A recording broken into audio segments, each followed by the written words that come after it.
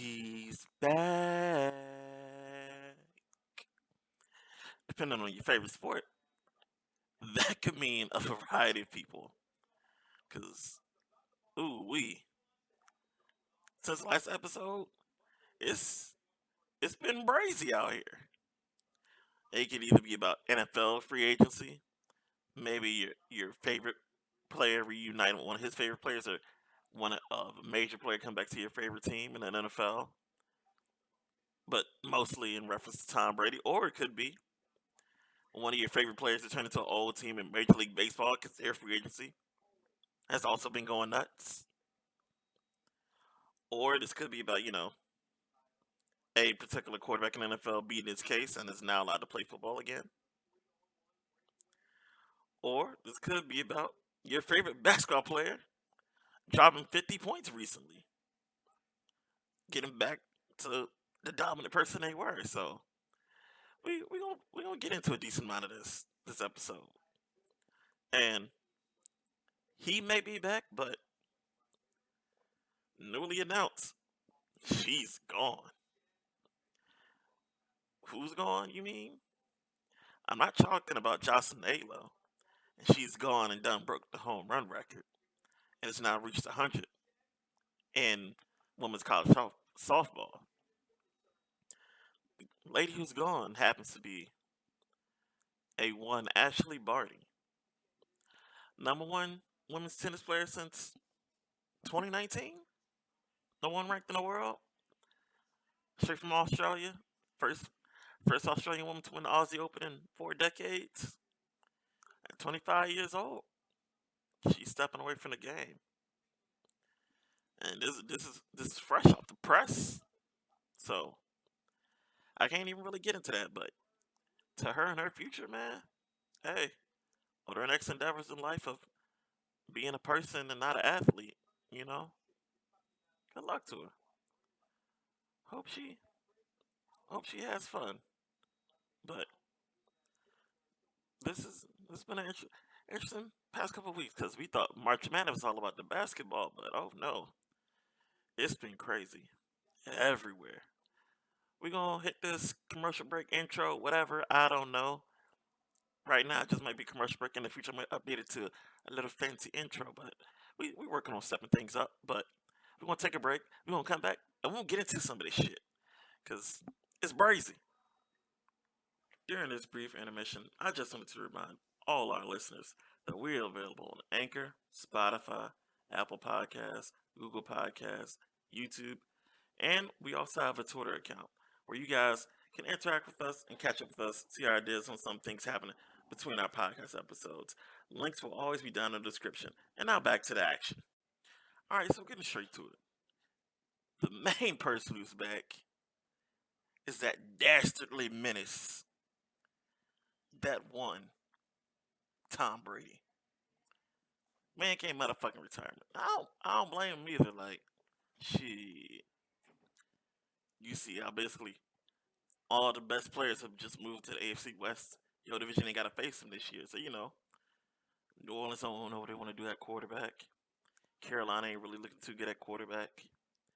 And the Atlanta Falcons just traded Matt Ryan. So, shit. Why not come back? Why not slide on him real quick? See, try to run it back. And then see if all the homies gonna resign. Because shit, I do the same too. Shit. At least get to the playoffs another go around. Maybe your defense can carry you again to another championship. And you get that easy win. One more. But also that man is obsessed with winning Super Bowls. Like he can't get enough of it. Like he got a bloodthirst for that shit. And he crazy than Michael Jordan. You seen how Jordan was in the Last Dance.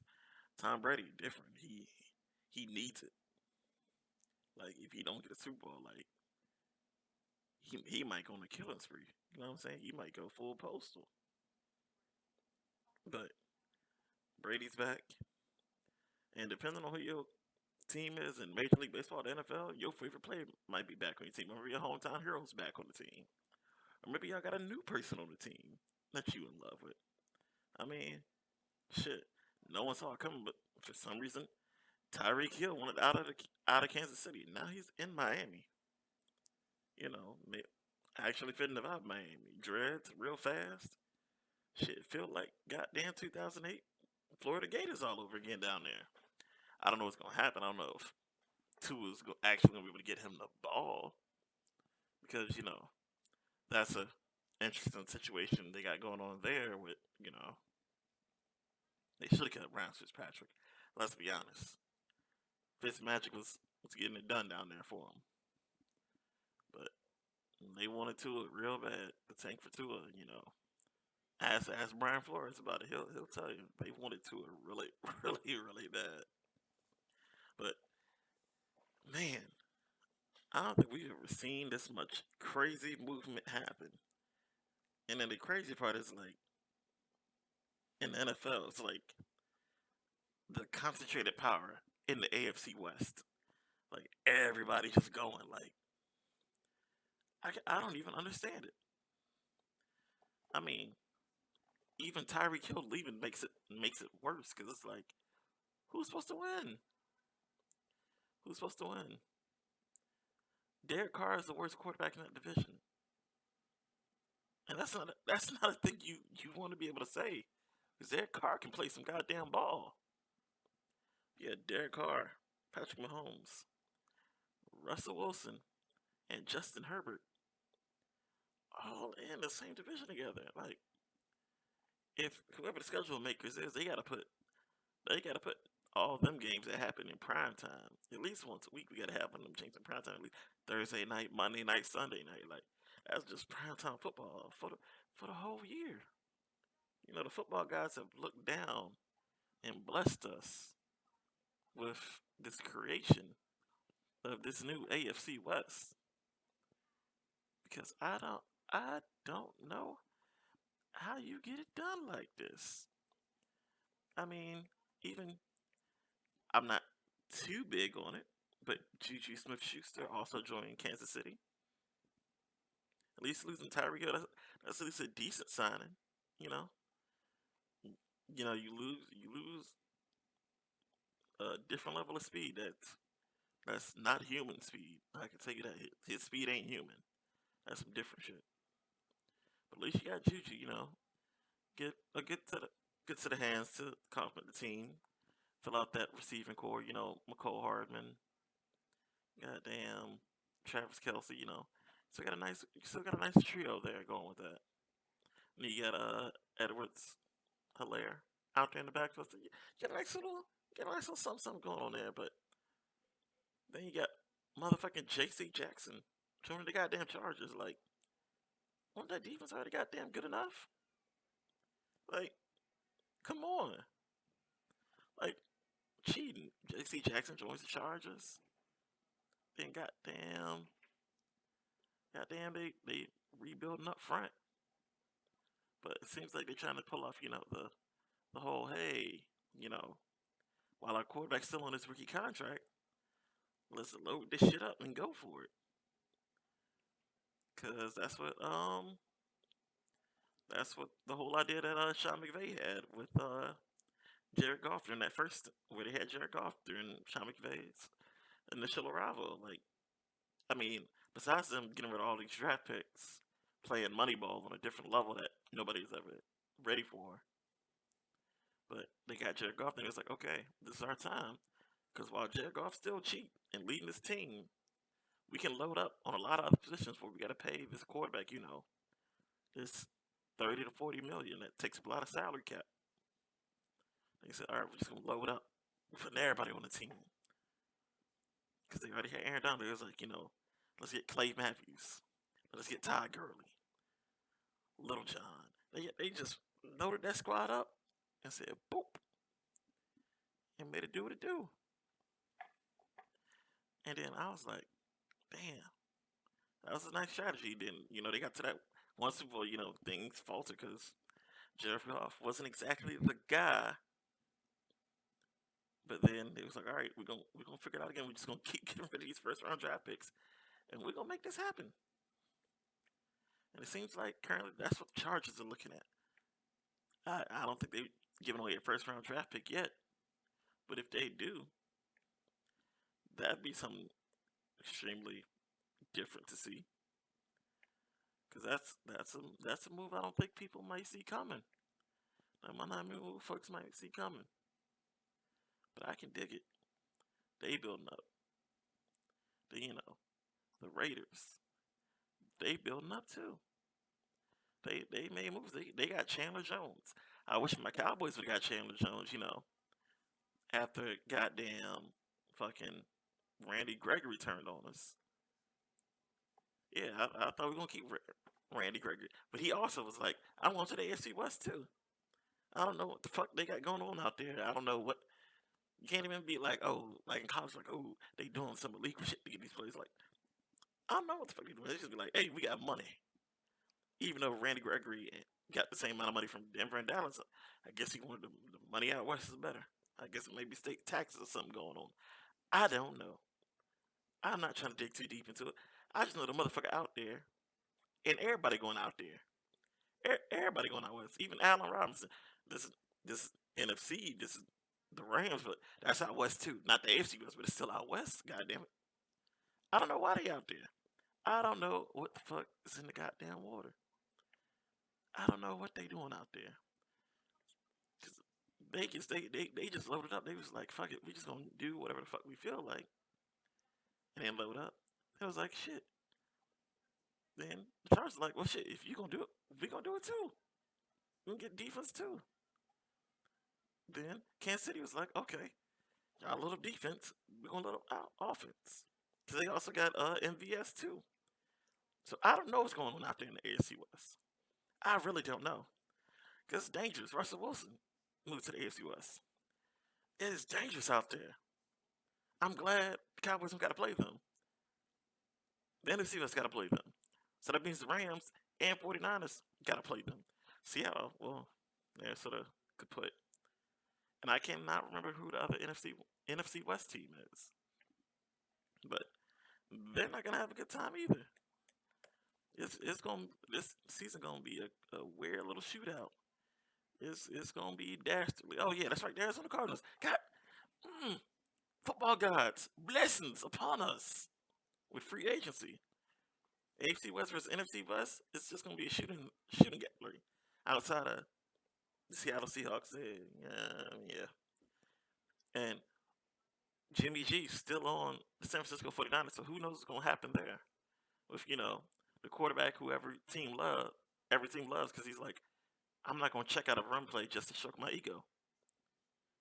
Being a good team player, good quarterback, but it's going. We got a lot of good games this year. I'm excited. Are you excited? You should be. God damn, it's gonna be a good year. Motherfuckers moving everywhere. Shit. By the time, shit, probably by next week. Who knows? You know, some crazy shit could happen. The whole Washington might swap total rosters with the Houston Texans. Who the fuck knows? Speaking of Houston Texans, Cleveland picked up Deshaun Watson and gave this motherfucker $280 million guaranteed for the next 4 years, a fully guaranteed contract. But motherfucker who fuck around might not be able to play. Whether what happens with these civil suits, who knows what's gonna happen. But that was another big move. Then Matt Ryan to the Colts, big move. Then fucking Carson Wentz to the. Uh, I'm calling them the Washington football team. I refuse to call these motherfuckers the Commanders. It is so. That is such a disgusting name for a pro sports franchise. I'm disappointed in them motherfuckers, but I mean, we know how Dan Snyder likes to run an organization, so disappointment is expected. I guess it's the only expectation out there, but ooh, football is gonna be so much fun, man. Y'all ready? And then the draft is coming up.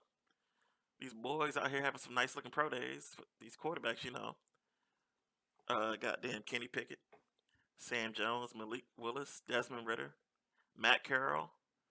You know, we somebody gonna go. One of these teams gonna draft a quarterback. It looks like. And then what other quarterback? There's a lot of quarterback movement. It's like sometimes you may see big free agency moving in the NFL, but not like this. Not with just purely the quarterbacks. It's been a lot, and then Baker Mayfield, like Jimmy Garoppolo, was just sitting there trying to figure out what to do because they haven't given away yet.